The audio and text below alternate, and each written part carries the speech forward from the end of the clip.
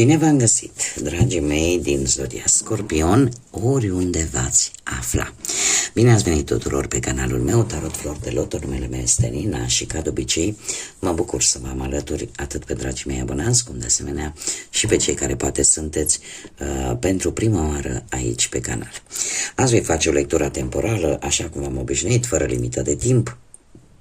O lectură pe care voi să o puteți urmări oricând doriți sau atunci când apare în viața voastră. Desigur, dragilor, nu uitați un lucru important. Voi vă construiți viitorul. Așa că vă rog din suflet să luați decât acele mesaje care rezonează cu voi, iar restul lăsați-le să zboare în univers, pentru că sigur sunt pentru alte energii care, într-o mai mică sau mai mare măsură, au o legătură cu Zodia Scorpion. Așa că, dragii mei, toți cei care aveți Soarele, Luna, Venus, Ascendentul sau oricare alt aspect astral important pentru voi din harta voastră natală și care are legătură cu această Zodie Scorpion, atunci această lectură este de asemenea și pentru voi. Și haideți să începem această lectură cu acest minunat oracol zodiac 108. Și să vedem ce vine pentru dragii mei din Scorpion în următoarea perioadă de când voi urmăriți această lectură. Ce vine pentru dragii mei din Scorpion în următoarea perioadă?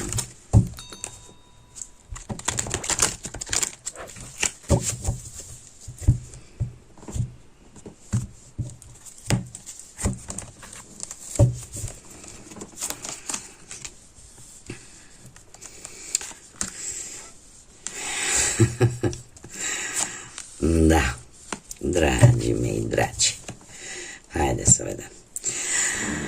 Dragilor, voi ați avut, ori ați avut de făcut o vreo călătorie, ori ceva s-a complicat, a venit așa un vânt al schimbării care va cam, ca să zic așa, va cam mers la inimă această schimbare, pentru că v-ați mișcat. Ați fost fix ca această barcă pe apă, așa, ați parcă ați simțit că vă duceți cu curenții. Poate că unii dintre voi chiar ați avut parte și de un noroc important în diferite aspecte ale vieții. Poate că tocmai ați început o nouă aventură și când mă refer la aventură nu mă refer neapărat la viața sentimentală și la asta, dar când vorbim de aventură ne vorbim de noi experiențe care vin în viața voastră, atât pe plan poate profesional cât și de orice altă natură. Avem un 5 care ne vorbește de libertate, ne vorbește de schimbare, de curiozitate, chiar dacă toate aceste lucruri vin și cu o ușoară instabilitate sau poate vin cu cum e normal până la urmă și firesc, orice nouă experiență aduce un pic de tensiune, aduce un pic de teamă, nu? De teamă de nou, dar se pare că voi ați fost destul de flexibil și ați știut să vă adaptați foarte bine unor noi situații. Faptul că avem și Zodia Gemeni aici, asta îmi spune că comunicarea a fost una foarte flexibilă, foarte inteligentă și e posibil ca unii dintre voi să nu mai fi făcut greșeala pe care de obicei o faceți, să vă implicați din prima pe plan emoțional, da? Și ați știut, ca să zic așa, să vă jucați cartea. În prezent avem un 7 Zodia Capricorn. Asta îmi spune că sunteți mult mai înțelepți. Mult mai înțelepți, sunteți mult mai hotărâți, aveți o gândire mult mai profundă, sunteți într-un moment în care evaluați o anumită alegere importantă pentru voi. De ce? Pentru că sunteți într-un moment de schimbare, apare o schimbare de direcție în care liberul arbitru trebuie să spună cuvântul și voi aveți șansa, oportunitatea să alegeți, să faceți o alegere. E adevărat că aveți cel puțin două opțiuni, dar e un punct important din viața voastră în care voi va trebui să alegeți. Faptul că avem această Zodie Capricorn, asta îmi spune că totuși sunteți într-o energie destul de stabilă și sunteți destul de isteți, prevăzători, serioși și nu o să vă grăbiți în luarea acestei decizii. O veți calcula și sunteți dedicați, sunteți conștienți că pentru a câștiga, pentru că nu e ceva nou pentru voi, pentru a câștiga ceea ce pe voi vă interesează, sunteți conștienți că trebuie să munciți și voi vă dedicați ceea ce pe voi vă interesează, lucrurile pentru care voi luptați. Și un alt aspect important, îl vedem aici cu această zodie, aveți un plan ascuns, nebunei mei. Aveți un plan ascuns care să-ți asigure reușita, adică nu veți face lucrurile așa, la întâmplare. Acum, următoarea perioadă pentru voi, dragilor, vine cu un 3, cu zodia Leu, care îmi spune că imaginația voastră va deborda pur și simplu, veți fi foarte creativi și mai ales în ceea ce privește tehnologia. Tehnologia asta, care ne tot înconjoară peste tot. Și dacă nu știți acum, veți vrea să știți, veți vrea să știți să o controlați, veți vrea să știți să umblați cu această tehnologie. Dacă nu vorbim de acest lucru, vorbim de o situație în care vă va face să nu vă lăsați bătuți și care veți spune, voi încerca până când îi dau de cap. Nu mă las până nu îi dau de cap. Aveți idei foarte, foarte inspirate și se pare că cumva vă cam pregătiți așa pentru această eră plină de tehnologie. 3 și cu zodia Leu, asta îmi spune că apare o necesitate de a vă simți speciali, de a simți că străluciți pur și simplu, că sunteți admirați, că și veți avea o energie pozitivă.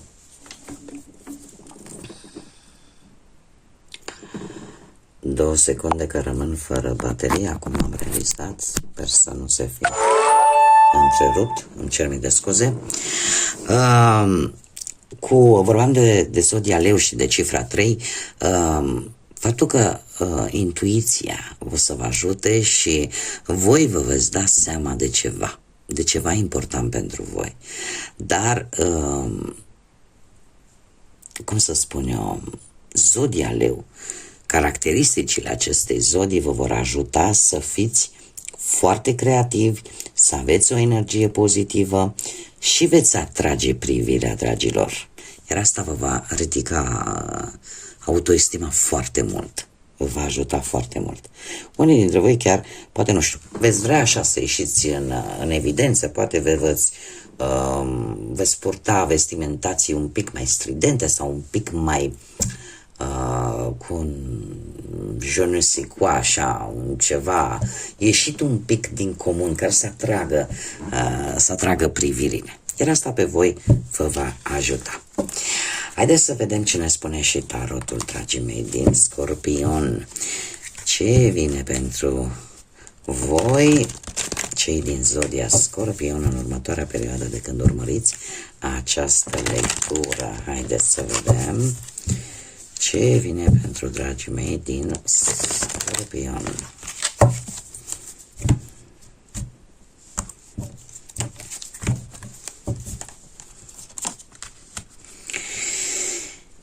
Și avem un 4 de monede. Dragilor, ați fost, nu că strânși, mai ales la bani, ați fost foarte, foarte chibzuiți. Cu acest 4 de monede. Poate că unii dintre voi ori v-ați centrat foarte mult pe partea asta financiară. Am cer scuze, dar e un proverb la noi la români, când strănuți și povestești ceva, se zice că ai dreptate. Bun, deci ați traversat o perioadă, dragilor, în care ați fost foarte strânși la pungă. Ori că ați vrut să economisiți, să vă cumpărați ceva important pentru voi, ori poate că situația a impus-o, ori poate că nu ți-a plăcut să riști și ai vrut stabilitate din punctul ăsta de vedere material și ai fost un pic mai posesiv, ca să zic așa, în ceea ce privește bani.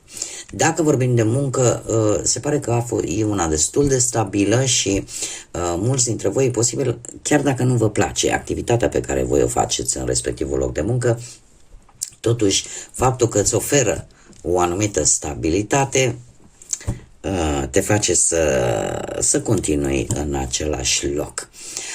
Dacă vorbim de viață sentimentală, se pare că unii dintre voi aveți o situație de atașament anxios vis-a-vis de perechea voastră sau vis-a-vis de relația în sine. Sau poate, nu știu, perechea voastră are acest atașament anxios, dar eu tind să cred acum, fără supărare, că puteți fi voi, pentru că, așa cum bine știm, în iubire puneți tot când o faceți. Și mai ales doamnele. Deci, cum spuneam, nu este tocmai sănătos, ca să zic așa, și ar trebui să ieșiți un pic din această zonă destul de periculoasă, da? De atașament mai mult decât ar trebui. Acum, pentru cei care sunteți singurei, sunteți un pic țintuiți, să zic așa, parcă vă place mai mult stați în casă, nu prea vă place să ieșiți, sau cel puțin în ultima perioadă. Dacă nu vă interesează să ieșiți, nu vă interesează să cunoașteți persoane noi pentru viața voastră sentimentală, să zicem că n-ar fi nicio problemă. Dar dacă voi nu ieșiți, dar vreți să aveți pe cineva în viața voastră, aici avem într-adevăr o mică problemă, pentru că în momentul în care vrei ceva, trebuie să și cauți. Haideți să vedem ce ne mai spune tarotul. Ce nu este în favoarea voastră, dragii mei? Și avem arcanul major, diavolul. Nu știu dacă e cineva care are legătură poate cu zodia Capricorn, sau în special, dragii mei, ce nu prea este în favoarea voastră, mare atenție la ofertele care vin așa, mai ales ofertele de bani și nu numai. Special ofertele de bani pe primul loc. Oferte, știi, uite, facem bani ușor, uite, mamă, și scoți atât, mai ales că interesul vostru este unul foarte accentuat pe partea asta financiară. Sunt cărțile care îmi spun acest lucru. Cel puțin în această lectură au surprins această energie categorică foarte mult pe parte financiară. Deci, ce nu este în favoarea voastră? Mare atenție la ofertele bombă, la ofertele care vin foarte glamuroase, așa, și poleite și frumoase. Cereți informații suplimentare, pentru că poate juca un rol defavorabil pentru voi, negativ pentru voi. De asemenea, mai ales dacă vorbim de bani, dacă vorbim de partea asta a muncii, mare grijă pentru cei care amestecă munca cu dragostea.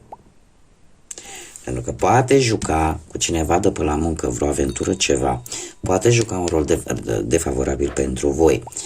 Cei care, dacă vorbim de viața sentimentală, e posibil ca în această perioadă, și acum trebuie să fac o mică mărturisire, avem pe Lilith, în care a intrat tocmai ce a intrat în Scorpion și care va avea o influență destul de puternică pentru voi, dragilor.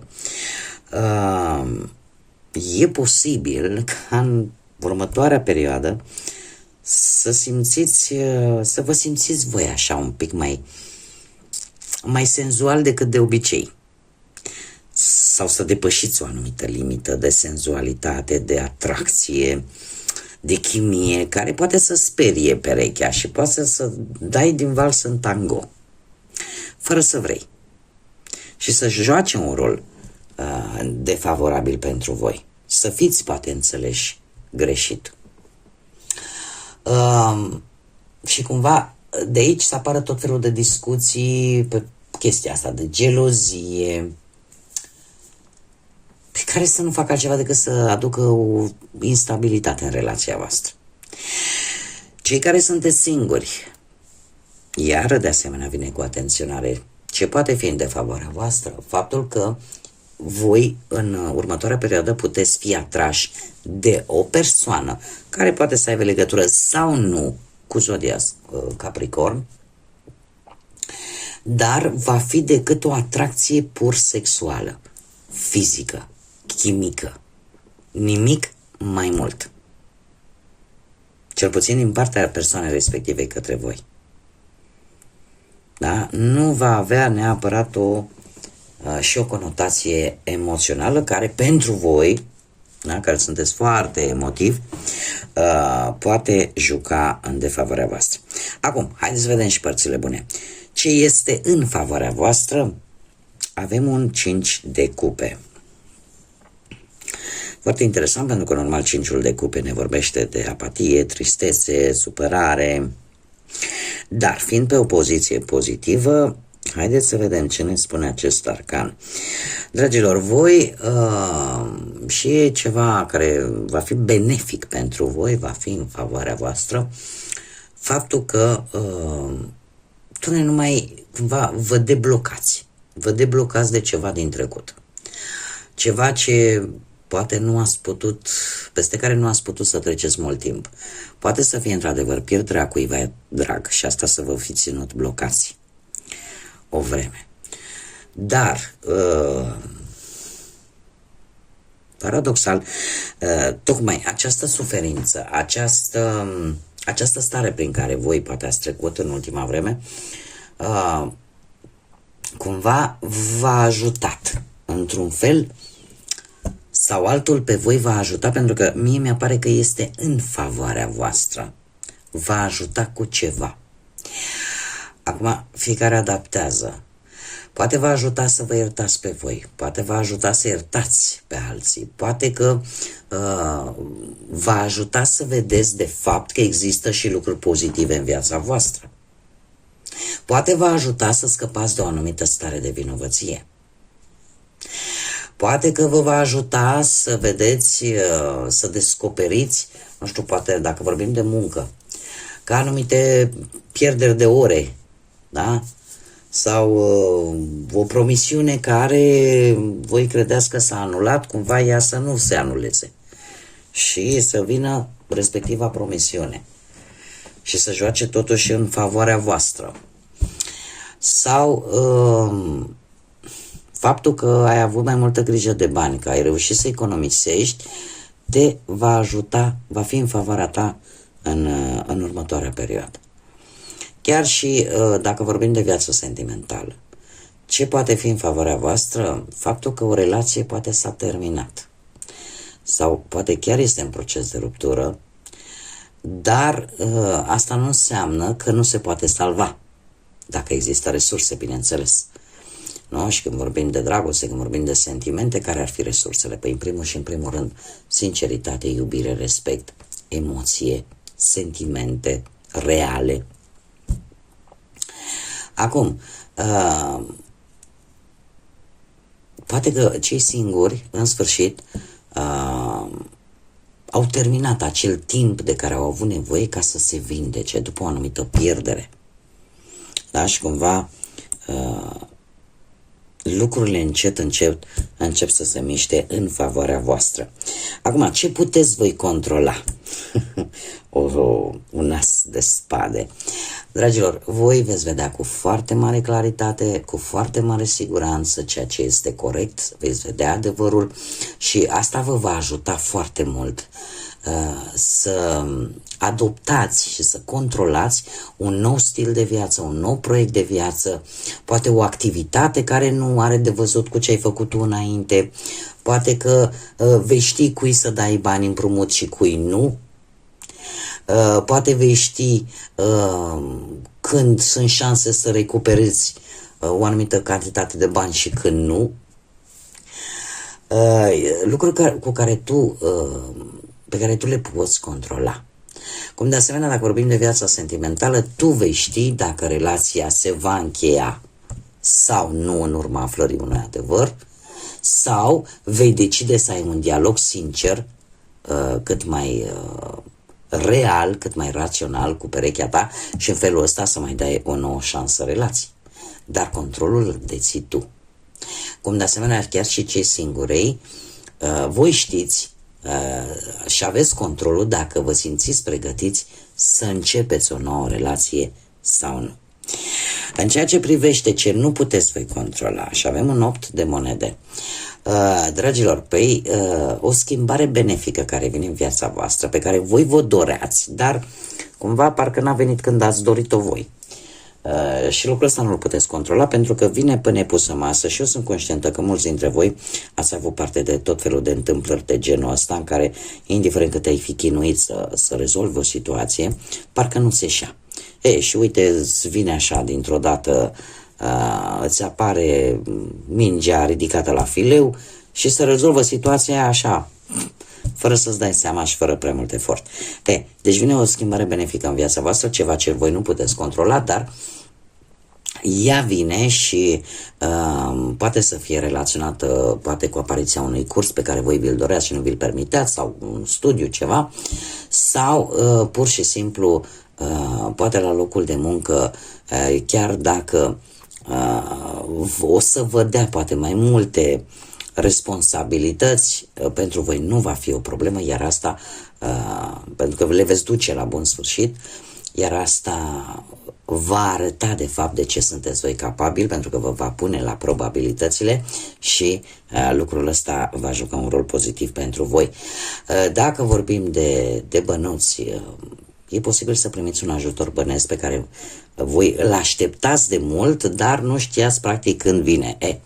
Uite că în următoarea perioadă sunt mari șanse să vină acest ajutor bănesc, cum de altfel sunt mari șanse să se rezolve o anumită problemă materială și apare o îmbunătățire la modul general din punct de vedere financiar.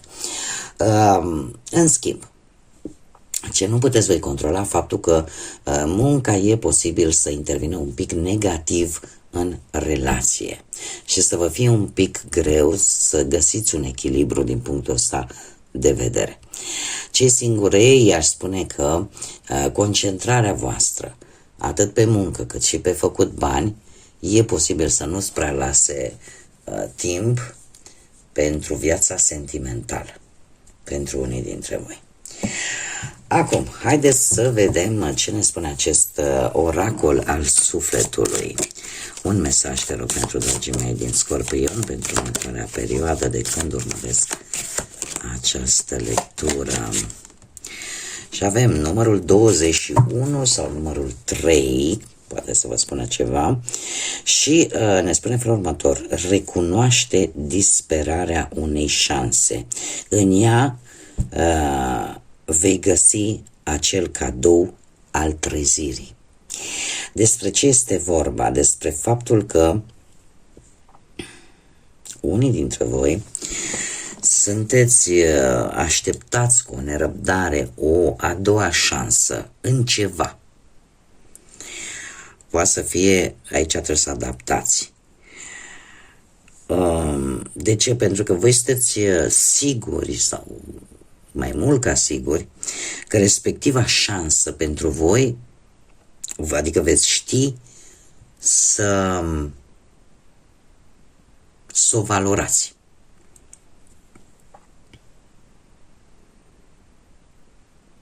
Și e foarte interesant, dragilor. De fapt este cumva cam cu două tăișuri acest mesaj. Recunoaște disperarea unei șanse. Adică faptul că unii dintre voi sunteți probabil că în acest moment sau în următoarea perioadă veți traversa niște stări de disperare ca cineva să vă mai ofere o șansă, dar care această disperare a voastră de fapt este factorul detonant al trezirii, cum să spun eu, ca și cum ți-ai dat seama, dom'le, stai așa puțin, de ce sunt atât de disperat? Pentru ce sunt atât de disperat? Oare nu am demonstrat îndeajuns? Și să-ți dai seama, să te trezești pur și simplu și să-ți dai seama că poate nu și are rostul această disperare în așteptarea acestei unei a doua șanse. Asta ar fi una varianta, o variantă. Iar a doua variantă, cea pe care tocmai eu începusem înainte să vă explic, și aceea că chiar dacă așteptați o a doua șansă, voi știți ce să faceți cu ea. Pentru voi este practic ca și un cadou, pentru că veți ști să profitați de această a doua șansă la maxim. Fiecare cum rezonează mai bine. Bun, dragilor, cam atât am avut pentru voi. Eu vă mulțumesc pentru atenție. Desigur, mulțumesc tuturor celor care ca de fiecare dată își aduc aportul în dezvoltarea acestui proiect prin intermediul like-urilor, distribuirilor și comentariilor și simplului fapt că se abonează.